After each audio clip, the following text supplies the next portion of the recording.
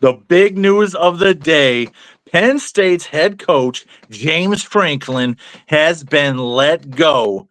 Wow. I After three consecutive losses, completely lost the locker room. Franklin's tenure, 12 years, 12 and a half years, and it is officially over in State College, Pennsylvania. I think Penn State fans are rejoicing today, Rob. They're sick of him falling short in big games. 4 and 21 versus the top 10, just 15 and 30 versus top 25 opponents. How are you feeling with this news today? Tell me what's going through your brain. You know, I wasn't really surprised. I No. knew the beginning of the end was when they lost to UCLA against an interim coach, and the fan size was the size of a high school game. Right. And it's just like if you look at the season, how the stage was set, it was an all-in season. They made Jim Knowles Yeah. the highest top paid defensive coordinator in college football, Mhm. lured him away from Ohio State. And then you had Katron Allen, Nick Singleton, Drew Aller, and some others decide to come back for one more year. One more shot at, beating Ohio State, one more shot Yep. at winning the Big Ten, one more shot at making deep playoff run and win the national championship. And now they're not even going to be in the playoffs. Drew Aller, Nope. who could have went on to be a first round pick, is now going to miss the season with a lower leg Yeah, injury. that sucks. And the just the culture at Penn State is just not Same. the same with him at the James Franklin at the helm. And how you could see that is not one teammate went to go check on Drew Aller. It's just the fire, the discipline, the tenacity of Penn State football is no longer there. And the main cause finally Yeah. got the boot. And you know what? Even though the buyout is $46 million, Yeah. it's saying something to fire a coach Yeah. who brought you back, who brought that program back from the dead. Nobody's Absolutely. saying that he didn't do anything while he was there. No. He revitalized Yep. that Penn State program from once they were just from the ground up after that scandal with Jerry Sandusky. Exactly. But that's not good enough. He built it up. It's not. That's fine. But it's just He like took it to a level, this was an but there was all-in a cap. season. Yep. This was an all-in season, and after going 3-3 and losing to Northwestern at home, it's over. And again, a It's $46 on. million buyout, that's insane in the middle of the season. But again, I'm not surprised. You know what? I'm going to call it right now. They're going to go all in on Kirk Signetti. They will They do that. could. We'll see. They should. I think they should. They absolutely should. He's the hottest name right now in coaching. If he can do that at Indiana, imagine what he can do with the resources, the passion of a Penn State fan base. I mean, they have top notch facilities. They do. And they're getting that brand new stadium. And James Franklin is not going to be around to see the completion of the renovations going on at Happy Valley there in State College. But he finishes with 104 and 45 record, just below 70%. He was 1 and 10 versus our Buckeyes. We're going to miss him in those games, not only because they were extremely entertaining, but also because we always came out on top. Of course, the one stumble in the whiteout environment in 2016, the only Big Ten championship team that Franklin could lead, the only time he got over the hump. And there were some certain flukes involved. And I think Penn State fans would even agree with that. And so, one Big 12 championship, Big Ten championship in 12 years, it's just not good enough. There was a cap, like you talked about. He raised them, he elevated them, but he could not get them over the hurdle of those big game opponents, man. And wow, I Yeah. He needed a special teams blunder in order to beat Ohio State that only year. he But did, man, he head did. to head, he couldn't get the job done. And No, he's just been making the same mistakes. And again, dude, his win percentage against top 5 team, top 10 teams, and yeah, top 25 teams. I mean, let's go over that one more time. 1 and terrible. 15 against top 5 teams, 4 and 21 against top 10 teams, and 15 and 30 against top 25 teams. You know what, dude? I was watching that game in real time. I just couldn't Yeah, believe what I was seeing. We're talking about, You know what? UCLA is the new doormat of the Big Ten, but Sure. Northwestern was the OG doormat of Right. the Big Ten, and they went into Happy Valley Got and taken they out by both beat of them. them straight up, man. And you know what? Jim Knowles as well has been a complete disaster, but that's a different Yeah. video. They gave up over 100 rushing yards against Northwestern, and just like they're just like, enough is enough. And you know what? If you go look at James Franklin's demeanor, just his body language, just stand there, Yes. take it all in. He knew it was He over, knew. man. This is the And you last know time he's what? going to see that The view. the the thing was, as he was walking out of the tunnel, and all the fans, that more than likely the student section was there to just hurl insults. He Yeah, stood there for a minute, just taking it all in. He's like, you know he what? did. I'm out. Like, it's done. And It, you know what? He probably he was wanted to hear. resigned to his fate, wouldn't you say?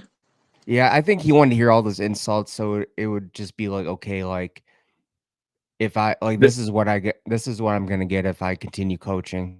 th- It's done. It's over. Yeah. There's no love lost. There's two questions that come to my mind. Who is going to be the interim coach for the rest of the season?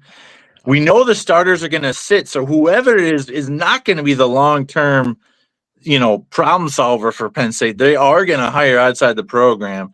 Do you think it will be the aforementioned Jim Knowles? And then secondly, man, who who can fill these shoes, man? Who can get them over the hump? Is it going to be Cignetti like you suggested? Uh, you know what? We'll have to wait and see. But if, dude, you're talking about, you just fired your head coach who revived your program from the Yeah, ashes for a $46 million buyout. You better do something big and not make it for nothing, dude. like But you know what? They have bigger problems right now, man. they do. They They do. you Keeping have the roster. you have a top running back Yep. who's currently, somewhat committed to the 20, what is it, the Sure. 2026 class, 2027, but he just said he's not 100% committed. So you have roster Okay. retention, you have, Yep. Yep. keeping recruits, but you Well, also have the schedule, this 3-game stretch coming up: Iowa, mhm. Indiana, and Ohio State. Not Like, exactly an opportune time to oh be man. breaking in an interim coach. They're probably going to drop two, if not all three of those contests, I would imagine, and especially with the disarray, because we're going to have starters sit. Let's just face it. who Allen, Singleton, they're not going to play another game. They're done. They're done for the year. especially after Aller's seeing done what for the happened to year Drew with the injury, Aller. unfortunately. There's just no way their stars stick around. Dennis Sutton might sit. Who knows who else is going to sit out the rest of the year? They're they honestly might not win another game, Rob. They're staring down that reality. I mean, if I were Katron Allen, Nick Singleton, who could have been first or second round picks Sure. last season, and I saw what happened to Drew Aller, I'm out, dude. Yeah. You got to think about yourself. You got to say, hey, you know what? Or- You know what? I don't even think they wanted to come back in the first place. They just got paid a ton of money and just like, dude, like it's not dude, it's not a contract. They got paid to come back. They came back and they're looking at the writing on the wall. Okay, our head coach just got fired. Our starting Yeah. quarterback, who had his What's eyes set in the pros, could have gone last season, is hurt. I want to think about my future and right? be able to fulfill my dreams of playing in the Right. NFL. Right. Like what's left for them to play for? They're eliminated from the playoffs. They're not going to play for. They're eliminated from the Big Ten championship. They're not going to play the rest of the season for a meaningless bowl game.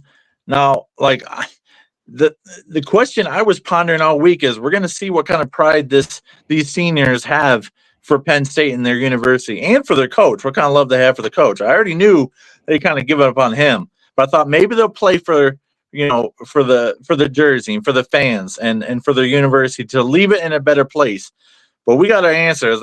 They got humbled again versus Northwestern, and so whoever takes over the rest of the season, God forbid they give it to Jim Knowles. That would be hilarious, coming back into Ohio Stadium as the head coach Oh after man. his unceremonious exit from Columbus right after the national championship last season.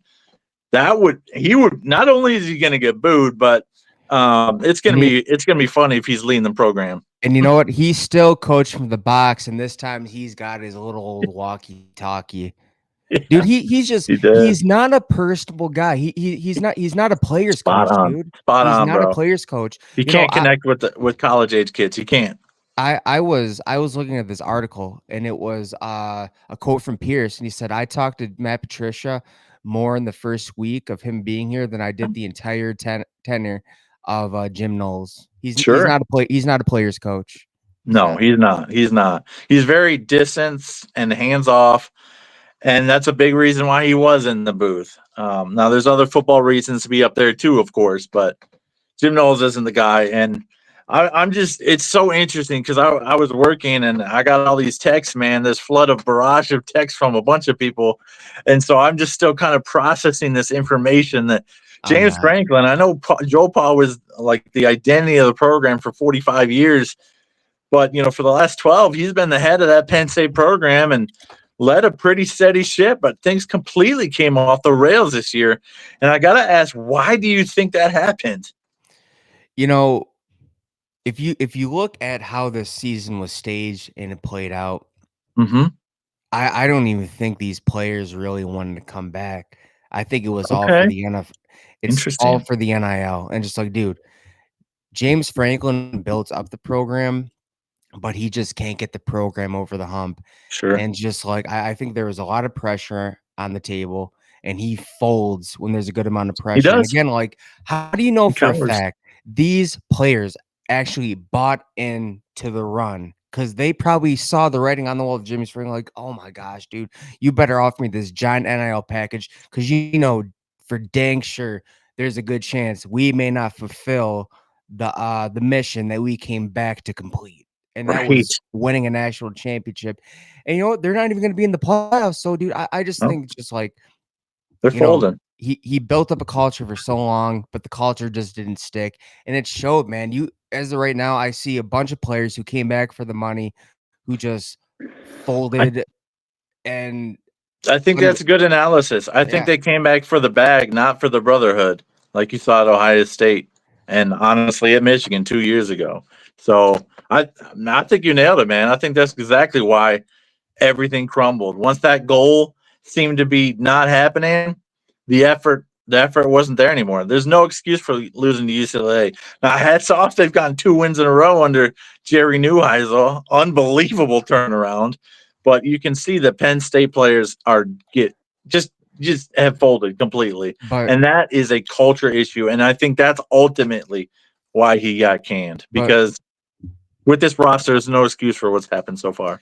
but here it is. It didn't the UCLA game is not what, made the culture shift just turn for No, the worse. I agree. It was they It was lost at the home, the yep, biggest game, the whiteout game to a top 5 Oregon team. They're like, "Oh yep. no, it's Another happened one. again. It's happening again. This dude's never going to get over the hump. I don't want to play for him anymore." Yep, yep, yep. It's clear they made their choice and they doubled and tripled down on it when they decided to lose to Northwestern again. And so, yeah, you're right. I think that took all the wind out of their sails. All the motivation for the season was the loss to Oregon. And now this is the result we get. Penn State, for the first time in 13 years, is going to be looking for a head coach. I can't wait to follow this story and see who they get, who they name as the interim. Half of me wants it to be Jim Knowles because that's Oh a yeah, story, definitely, dude. right? That'd be absolute cinema. That would be scenes for sure. And so I kind of want that to happen. He is kind of the oldest head on the staff, so we'll see what happens. And then, of course, I don't think whoever they hire is going to be the interim will be the coach next year. So they'll go outside. Maybe it'll be Signetti. Maybe it'll be somebody else that we're not expecting. There's certainly a list out there. Maybe Mario Cristobal. We'll see who. But he's got things rolling in Miami for the first time, so I doubt he'll want to leave. But we'll see. Yeah. Lots of options out there for Penn State to look forward to the future, but a huge shakeup and shift today in the Big Ten landscape is Penn State fires James Franklin, and they are head coachless now on the search for who will lead the program into the future. Huge, monumental decision for the AD to make on that one. My goodness, he can't get it wrong. He can't get it wrong. Yeah. Penn State is way too passionate, and they will tear up a head coach who can't deliver. So, but that'll do for this one, man. Go Bucks and God bless. We'll see you on the next one. OH. IO.